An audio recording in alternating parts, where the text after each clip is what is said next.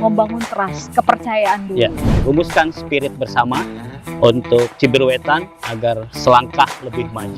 Kita harus merubah mindset dulu ya. Mindset penting. Masyarakat desa seperti apa biar desa kita ini bisa lebih maju. Meningkatkan kapasitas masyarakat dalam transformasi digital. Yap. Jadi menguatkan kapasitas dengan smart ekonomi. Masyarakat juga memantau ya, anggaran yang ada ini benar-benar dipakai untuk yang sesuai atau tidak.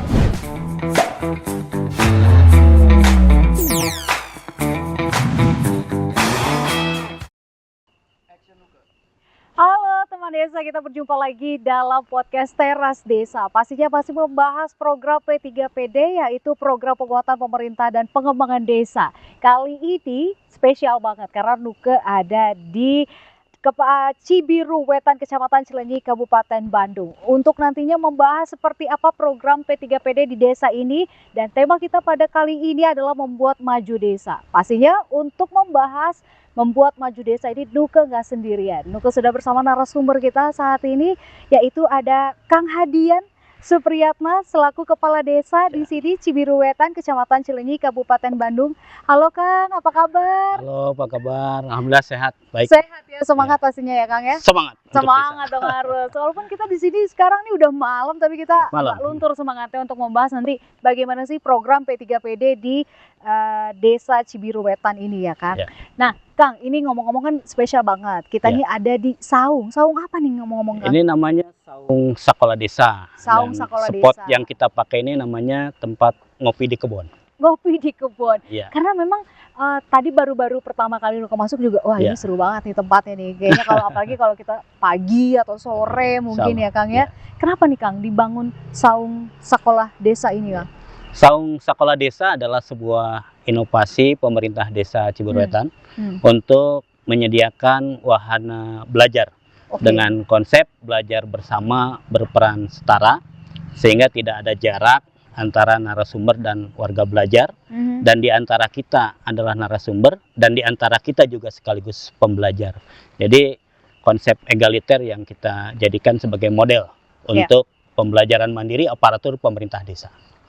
Aparatur pemerintah desa, Ya. juga buat masyarakat di sekitar pastinya ya. Iya, termasuk juga Bermanfaat. masyarakat, kelompok-kelompok pemerhati pendidikan, pertanian, kesehatan, lingkungan, itu menggunakan ruangan ini. Sejak kapan Kang ini sudah ada gitu? Karena cukup menarik. Ini Ya. kan di antara rumah-rumah warga tiba-tiba ada saung ini gitu. Iya. Saung Sekolah Desa itu berdiri awal tahun 2020.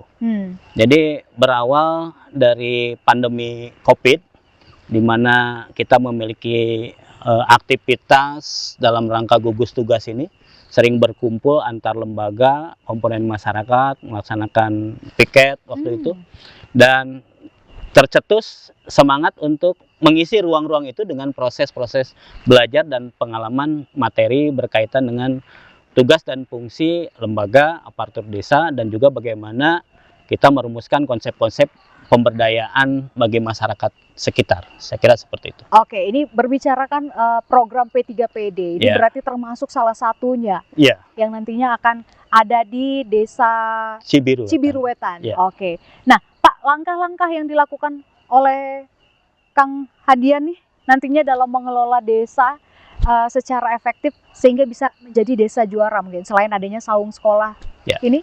Yang pertama langkah yang kita lakukan adalah pemerintah desa, khususnya kepala desa, harus terlebih dahulu membangun trust, kepercayaan publik, kepercayaan mitra kelembagaan, dan kepercayaan perangkat desa, dan juga merumuskan spirit bersama untuk Cibiruwetan agar selangkah lebih maju. Itulah kunci awal bagaimana kita mendorong, memotivasi seluruh kelembagaan desa itu untuk total membangun desa. Oke, Nuke agak menarik nih, membangun trust, kepercayaan dulu. Ya. Nah, langkah-langkahnya seperti apa Pak? Ya. Mungkin pendekatan Kang Hadian kepada masyarakat dulu kah gitu, atau seperti apa mungkin? Biar masyarakat ini dulu percaya dulu gitu loh. Ya, yang pertama-tama di awal saya dilantik November 2019, itu langsung melakukan konsolidasi kelembagaan. Itu kelembagaan yang bertugas untuk melakukan pengawasan kinerja pemerintah desa melalui kerja monitoring dan evaluasi, kemudian menampung dan menyalurkan aspirasi masyarakat, serta membahas dan menyepakati berbagai peraturan desa. Dalam hal ini adalah lembaga BPD. BPD kami duduk bersama, kemudian menyampaikan visi misi kepala desa pada saat kampanye dan nanti akan menjadi visi desa. Dan kami memohon BPD untuk mendukung dan mengawal pelaksanaan visi misi itu dan mengingatkan jajaran pemerintah apabila ada langkah-langkah yang keluar dari konsensus yang tertuang dalam visi misi desa. Kemudian kita memulai untuk membangun spirit sesama perangkat desa. Kita ajak untuk merubah mindset dengan paradigma baru berdesa untuk terwujudnya sebuah desa yang maju, mandiri, dan sejahtera. Ya. Pertama, kita tingkatkan komitmen kerja, etos kerjanya. Kemudian diingatkan bahwa kapasitas perangkat desa itu adalah pelayan masyarakat sehingga harus total. Langkah ketiga adalah konsolidasi lembaga kemasyarakatan desa. Mereka dijelaskan bahwa dalam pembangunan mereka adalah mitra pemerintah desa dalam pembangunan pemberdayaan dan harus menjadi bagian dari proses pembangunan ini. Yang berikutnya adalah konsolidasi masyarakat dengan cara mengoptimalkan pelayanan publik, mentransparansi dan mengakuntabilitaskan sistem pengelolaan penganggaran, termasuk memperkuat proses-proses pengambilan keputusan kolektif melalui kerja-kerja musyawarah desa yang dijadikan pembiasaan dan haluan cara pandang baru dalam berdesa di Cibiruetan. Itu yang berarti benang merahnya ini kita harus merubah mindset dulu ya. Mindset penting. Masyarakat desa seperti apa biar desa kita ini bisa lebih maju, bahkan jadi desa juara gitu ya Pak ya. Nah kalau Kang Hadian sendiri itu kan ini dalam tadi kan banyak program-programnya gitu ya. Nah program pembangunan desanya gitu, nanti seperti apa kira-kira maunya Pak? Ya. Pembangunan desa tentunya tidak lepas dari konsensus politik seorang kepala desa pada saat mencalonkan diri menawarkan visi misi. Kemudian visi misi itu dituangkan di dalam rencana pembangunan jangka menengah desa untuk 6 tahun. Kemudian diurai nanti setiap tahun di dalam rencana kerja pemerintah desa. Tentunya strateginya adalah visi misi itu dibuat menjadi roadmap. Peta jalan pembangunan. Peta jalan pembangunan. Jadi kita punya visi Cibiruetan sejahtera, agamis, dan berbudaya di tahun 2025. Maka menjadi konsensus politik kepala desa harus mampu mewujudkannya di tahun 2025. Kan itu tanggung gugat. Kemudian visi itu diuraikan ke dalam 12 misi. Nah 12 misi itu dibuat prioritas setiap tahun adalah 2 misi utama. Sehingga alhamdulillah dengan dibuat seperti itu, BPD, masyarakat, LKD juga bisa mengawal dan bisa mengambil bagian dengan cukup fokus terhadap prioritas-prioritas tahunan. Seperti tahun pertama kita bangun peningkatan layanan publik, kemudian mendukung program pengembangan kegiatan keagamaan. Contohnya Cibiruetan langsung running dengan digitalisasi desa. Digitalisasi Jadi, pelayanan publik tanpa harus datang ke desa, buat surat menyurat cukup dari Android saja. Itu gebrakan pertama sehingga masyarakat merasa dimudahkan dan merasakan negara hadir untuk membantu persoalan mereka. Jadi teknologi itu udah berkembang di sini ya. Alhamdulillah. Sudah lebih ke digital sekarang sudah ya. Mulai jadi lebih memudahkan masyarakat ya. Misalkan kalau kayak Nuka gini mau ngurus apa-apa susah, sekarang sudah ada. Aplikasinya apa namanya Pak? Namanya aplikasi untuk pelayanan surat menyurat itu Simple Desa. Sistem Informasi Pelayanan Desa. Oke, baik. Kemudian itu adalah Smart Government. Nah di dalam Simple Desa ini juga ada smart ekonomi, yaitu ada fitur grosir desa dan pasar desa online. Kemudian ada smart society, bagaimana masyarakat yang membutuhkan donor darah, melacak kebutuhan, mencari pendonor, kemudian yang donasi juga bisa di sana. Termasuk di sini juga ada fitur untuk layanan Kamtibmas, kegawat daruratan, namanya Panic Button. Panic Button. Tidak itu saja, aplikasi kita ada 2. Satu lagi adalah yang khusus di bidang broadcasting dalam rangka mendukung keterbukaan informasi publik. Oh, menarik, menarik. Ada radio digital, ada TV streaming yang didukung oleh ruang kerja BPD, ruang kerja Pemdes, ruang kerja LKD, kemudian juga ojek rakyat, dan kita bisa melakukan sebuah pertemuan virtual di dalam aplikasi itu. Oh, menarik sekali. Baru dengar itu kayak ternyata luar biasa ya. Kabupaten Cibiruetan ini loh ya. Desa Cibiruetan. Iya, Desa Cibiruetan. Maksudnya udah ada aplikasi sebegitunya gitu, jadi memudahkan banget masyarakat di Cibiruwetan ini untuk melakukan apapun kegiatan di sini, ya, Pak. Ini menjadi strategi juga ya, Pak, nantinya yang dilakukan untuk memperkuat koordinasi dan juga komunikasi pastinya ya antar kepala desa dan juga perangkat desa dalam menjalankan tugas nantinya ya. Dan itu yang pertama kita benahi, bagaimana desa mengambil bagian dalam meningkatkan kapasitas masyarakat dalam transformasi digital. Jadi menguatkan kapasitas dengan smart ekonomi, biasa berjualan bala-bala gorengan itu lewat aplikasi. Udah bisa sekarang gitu ya? Kemudian juga kita melalui mitra BUMDes. Dan untuk konektivitas, desa juga membangun jaringan WiFi gratis di 19 RW di seluruh wilayah desa Cibiruwetan. Jadi itu yang dibenahi adalah akses stabilitas masyarakat, kemudian bagaimana pelayanan itu bisa dipermudah. Itu untuk membangun trust bahwa desa ada ternyata gitu. Itu tadi benang merahnya ya Pak. Trustnya itu makanya Nuko penasaran dibangunnya melalui apa? Ternyata seperti ini kemajuan desa yang sudah dibangun. Seperti tadi kan teknologinya juga sudah maju gitu. UMKM juga pasti berjalan, ekonomi perputarannya juga bagus pastinya ya Pak. Di situ masyarakat pastinya nanti akan trust atau percaya nantinya kalau desa ini bisa jadi desa yang maju gitu ya Pak ya. Menarik sekali loh, ini teman desa baru dengar kan di desa ini ternyata sudah ada wifi di berapa RW tadi Pak? 19 RW semua ada titik wifi gratis. Semua ya kan, belum lagi ada saung sekolah ini yang bisa digunakan masyarakat, bisa buat nantinya sore mungkin belajar bersama di sini, kumpul kelompok Karang Taruna gitu ya Pak ya. Nah kalau untuk meningkatkan keterampilan perangkat desanya sendiri Pak dalam mengelola administrasi desa, tadi kan soal keuangan seperti administrasi kependudukan juga dan dokumentasi, selain keuangan kan ada juga kayak gitu. Pertama untuk penguatan kapasitas perangkat desa, Sakola Desa inilah candra di mukanya. Ini untuk proses pembelajaran mandiri perangkat desa dan aparat. Saya selaku kepala desa yang bertanggung jawab melakukan pembinaan terhadap perangkat desa, mengambil tempat di sini, mengambil suasana yang tidak kaku, lebih cair. Dan di sini konsepnya adalah narasumber datang sebagai bagian dari partisipasi, sebagai dari komitmen untuk turut serta memajukan desa. Biasanya datang dari pejabat daerah, datang dari perguruan tinggi, bahkan dari kementerian di sini untuk membedah. Kemudian sesekali di antara kami, kepala desa, ketua BPD, menjelaskan muatan-muatan materi berkaitan dengan tupoksi mereka.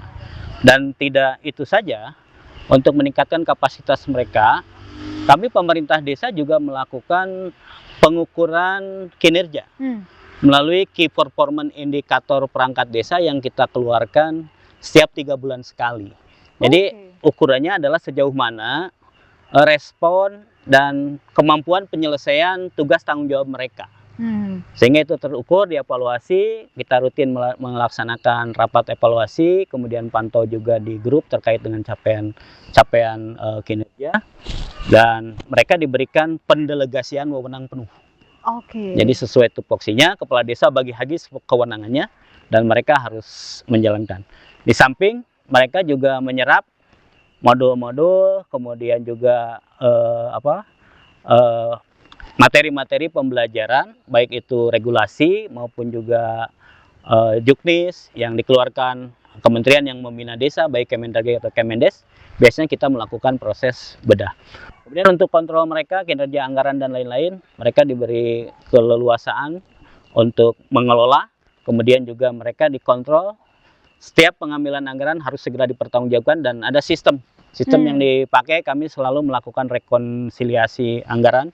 Kemudian juga mereka kelola buku pencatatan yang kita kendalikan melalui peran sekretaris desa dan kepala desa selaku pembina adalah memantau di akhir bulan untuk pelaporan-pelaporannya. Berarti transparansi keuangannya cukup bagus ya. Dan itu di open juga di web, di sistem jadi desa. Masyarakat juga bisa memantau ya. Ini anggaran desanya buat apa aja, kegiatannya buat apa aja. Jadi nggak ada yang disalahgunakan untuk masalah anggaran ya Pak? Tidak, kebetulan kita juga dinobatkan sebagai desa anti korupsi dengan kategori istimewa dari KPK. Wah, luar biasa teman desa, karena ini yang kita cari nih.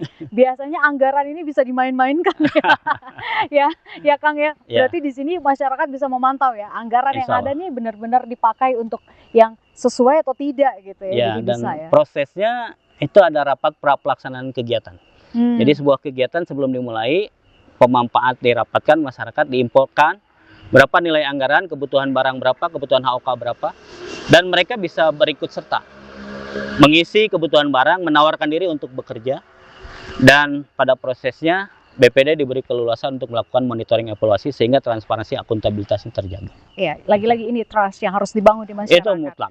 Itu mutlak. Nah, langkah-langkah yang dapat diambil misalkan Pak untuk nantinya juga meningkatkan pelayanan publik di desa seperti misalkan kesehatan, pendidikan dan pelayanan infrastruktur mungkin. Selain di digital aplikasi atau ada lagi? Ya, baik, untuk peningkatan layanan kepada masyarakat, pemerintah Desa Cibiruetan konsen dengan amanat Undang-Undang 6 tahun 2014 bahwa dalam merencanakan pembangunan itu mengutamakan layanan sosial dasar, pendidikan, kesehatan, dan infrastruktur melalui menjadi pilihan berikutnya.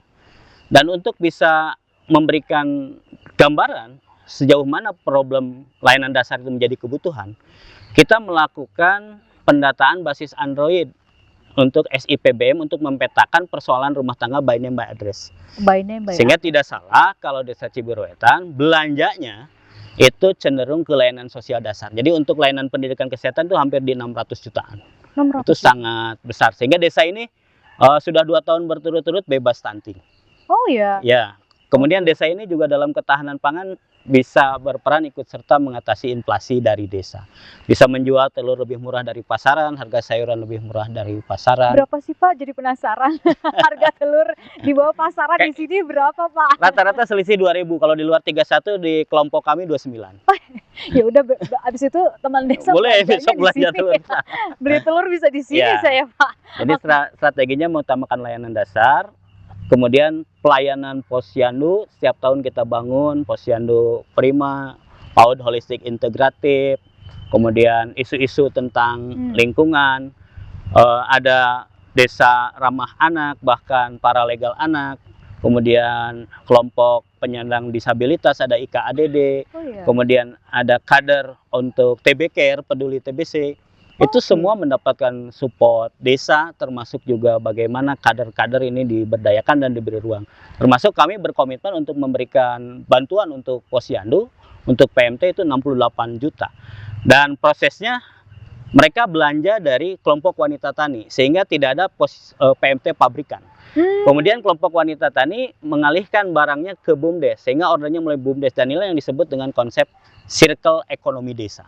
Sehingga dana desa tidak ada yang keluar, tetapi juga diberdayakan untuk kepentingan masyarakat. Jadi, untuk meningkatkan putaran ekonominya memang khusus untuk masyarakat Cibiruetan ini ya Pak ya. Dari kita untuk kita jadinya. Nah ini yang bikin UMKM di sini juga mungkin bisa maju itu. Dan tadi juga Nuke menarik banget, ini keren banget Pak, di sini bebas stunting. Karena ini juga dari program pemerintah kan lagi dicanangkan sekali. Amanat Presiden. Amanat Presiden. Pokoknya kita harus mencegah stunting di Indonesia. Gimana caranya? Ternyata di Cibiruetan ini udah nol kasus stunting. Wah luar biasa, keren-keren Pak. Nah oke, kita lanjut lagi Pak. Ini kan biasanya ada kegiatan pelatihan yang nantinya juga perlu diselenggarakan untuk meningkatkan kapasitas kepala desa dan juga perangkat desa dalam menghadapi sekarang ini kan perubahan sosial cukup cepat ekonomi juga cepat, dan juga perubahan kebijakan pemerintah. Jadi kita tahu pemerintah sekarang kalau udah punya kebijakan satu harus semua. Nah ini gimana menyiapkan perangkat desa biar bisa cepat gitu loh Pak adaptasinya? Yang pertama kalau di P3PD kan bisa dikuatkan dengan pembelajaran basis digital. Sehingga kita bisa belajar mandiri, bisa mendownload bahan-bahan pembelajaran dan kita bedah bersama. Kemudian secara internal kita bisa mengembangkan kapasitas itu. Itu untuk prosesnya. Kemudian support kalau ada kebutuhan lain adalah perangkat desa, aparat desa, lembaga desa itu masih perlu penguatan kapasitas dalam legal drafting. Karena mereka dalam proses berdesa ini tidak lepas dari memayungi setiap aktivitas dengan payung-payung hukum dan yang harus dibuat di level desa. Baik itu peraturan desa, peraturan kepala desa, peraturan bersama kepala desa, dan kapasitas itu perlu dimiliki secara merata. Ya, kapasitas itu yang seperti apa? Misalkan Pak, contoh kecil.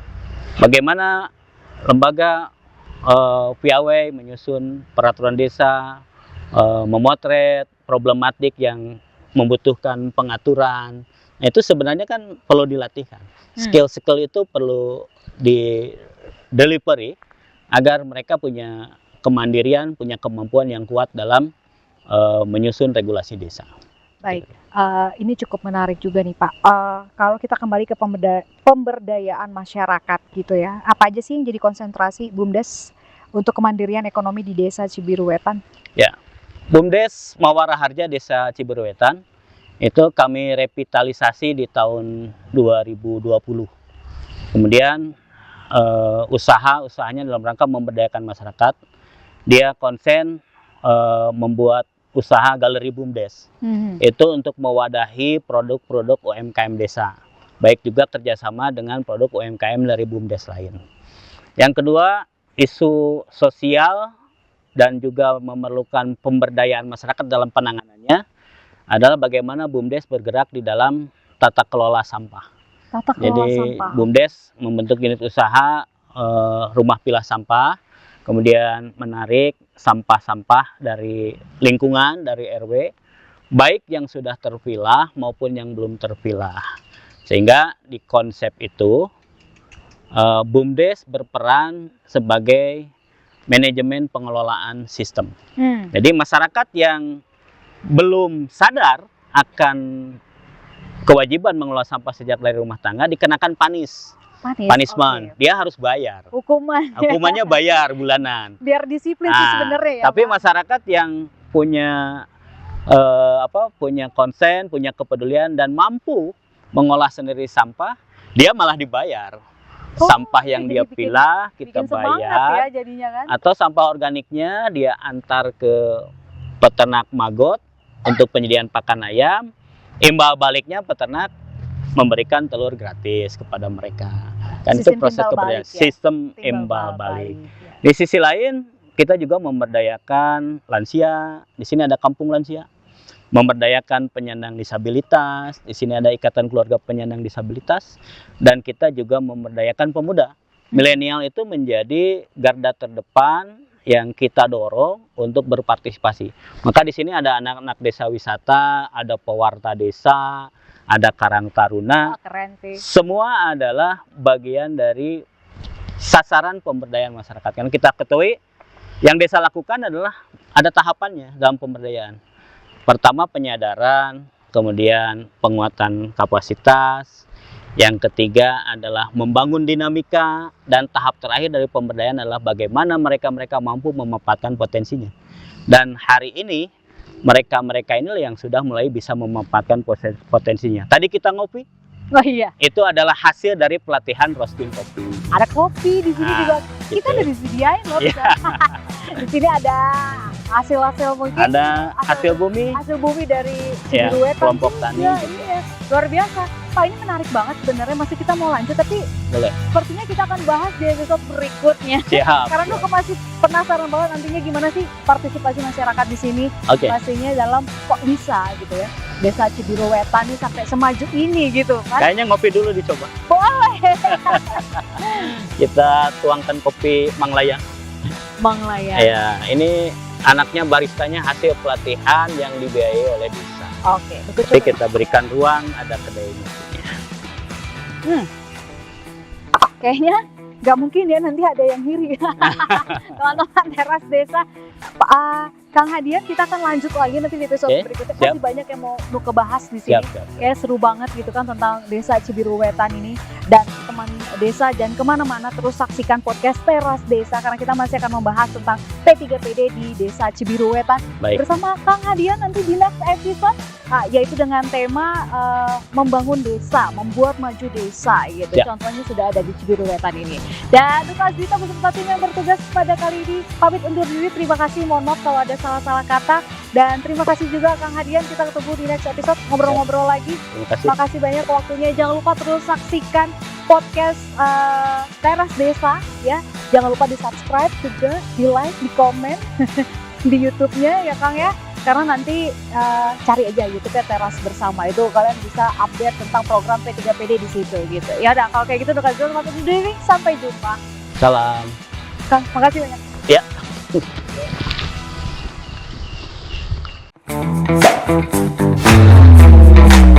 Bye.